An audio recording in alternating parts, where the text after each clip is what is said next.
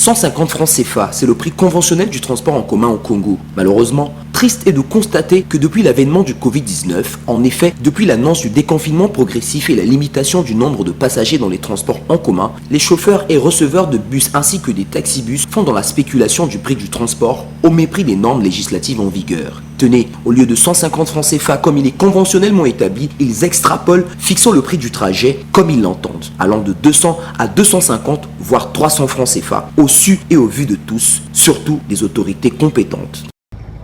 8 heures doit marcher. Bon, ça 50, doit marcher bien ça. Bon, ça 50, bon, ça 50, doit marcher bien ça.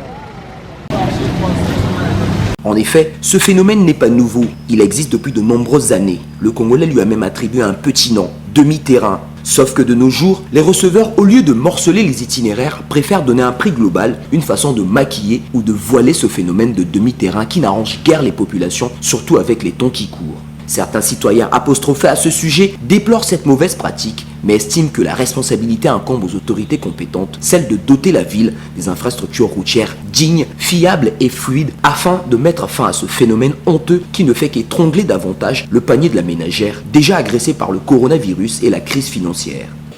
Ah, c'est pas bon, mais moi j'accuse d'abord, c'est d'abord le gouvernement.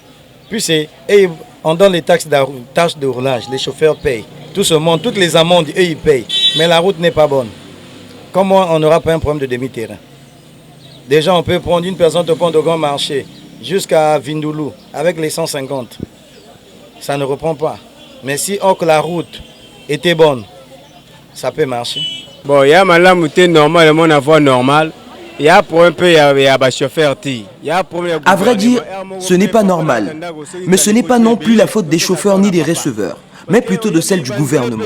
Vous savez, toutes les routes sont dégradées et chaque jour, les patrons de ces véhicules réclament leurs recettes et accusent les chauffeurs et les receveurs de les voler. Mais j'en appelle aussi à la conscience des receveurs et des chauffeurs qui doivent comprendre que les gens établissent leur programme et leur budget de transport par rapport à leur salaire. Donc, augmenter les prix de la sorte, ce n'est pas normal. En outre, le gouvernement doit revoir le problème des routes. La solution à ce problème de demi-terrain, c'est la réhabilitation des routes. Mais pour le gouvernement, solution, il faut que la route est un facteur de développement et le transport un impératif de développement. Compris comme ça, les autorités compétentes ne devraient plus être complices de ce trouble à l'ordre public, cette arnaque à ciel ouvert susceptible de créer des tensions sociales un jour. Bon, ça doit marcher bien ça. Bon, ça c'est